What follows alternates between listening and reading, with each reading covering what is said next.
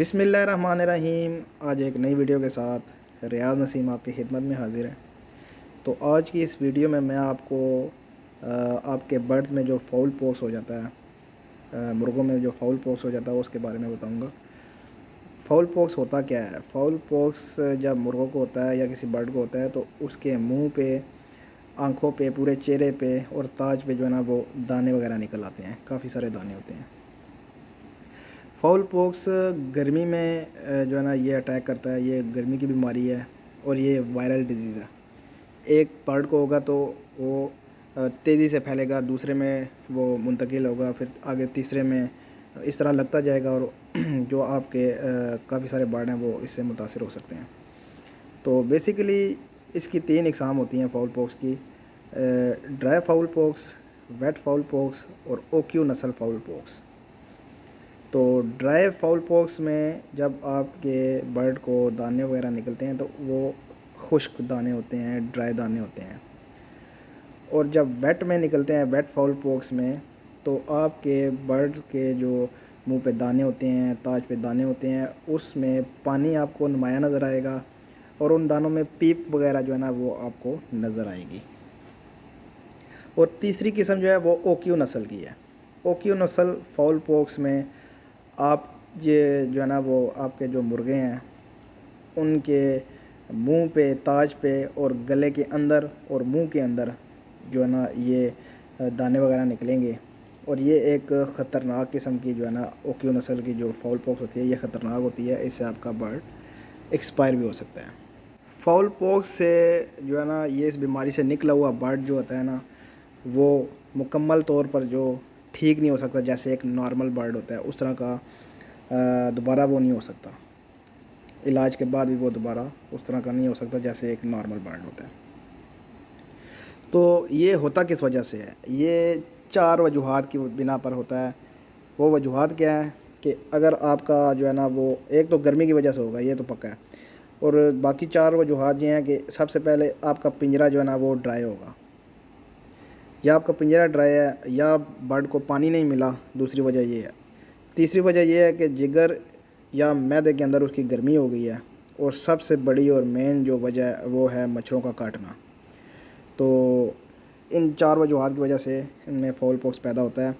तो जो चौथी किस्म है मच्छरों का काटना, इससे आप अपने परिंदों को लाजमी महफूज करें। गर्मी के मौसम में ख़ास कर के मच्छरों से उनको महफूज रखें।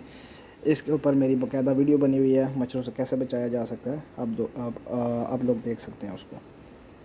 अब आ जाते हैं इलाज की तरफ कि इसका इलाज कैसे किया जाए। तो इससे पहले जिन दोस्तों ने मेरा चैनल सब्सक्राइब नहीं किया उनसे गुजारिश है, सब्सक्राइब करें, लाइक करें एंड शेयर करें, ताकि मज़ीद आने वाली इंफॉर्मेटिव वीडियोस आप तक पहुंच सकें। तो इसके इलाज जो है ना, इलाज का तरीक़ाकार 2 तरह से है। एक एलोपैथिक और दूसरा होम्योपैथिक। एलोपैथी में आप अपने बर्ड को क्या दे सकते हैं?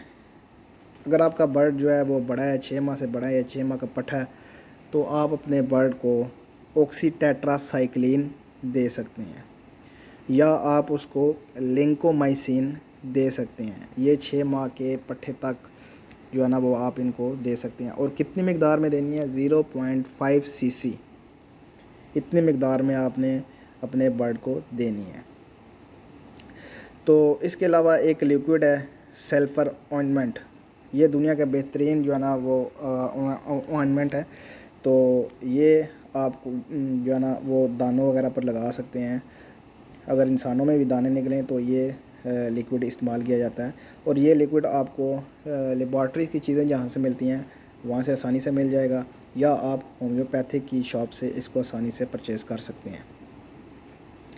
इस ऑइंटमेंट को आप जो पान में कत्था इस्तेमाल होता है उसमें मिला के लगाएंगे तो इसके बहुत अच्छे रिज़ल्ट आपको मिलेंगे।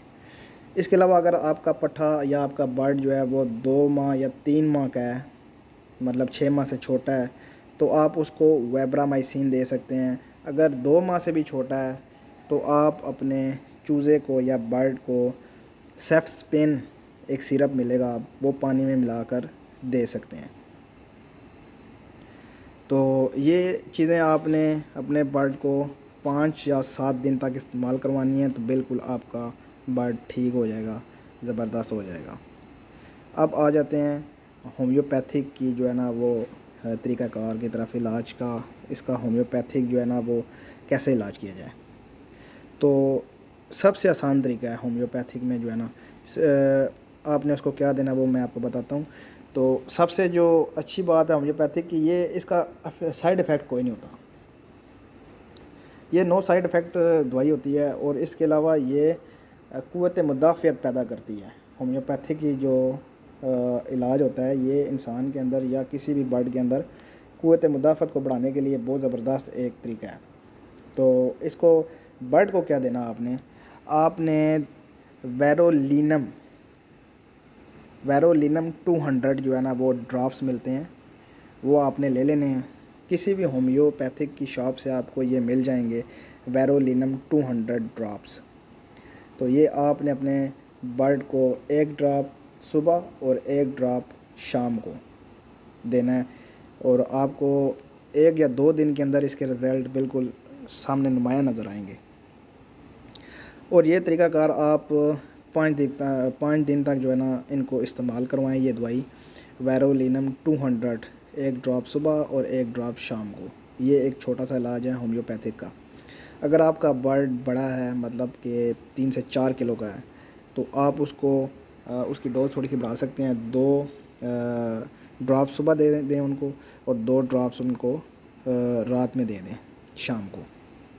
अगर आपके बर्ड जो वो साइज़ के लिहाज से, वज़न के लिहाज से छोटे हैं तो वो आप उनको 1 ड्रॉप दें, 1 ड्रॉप सुबह और 1 ड्रॉप शाम को।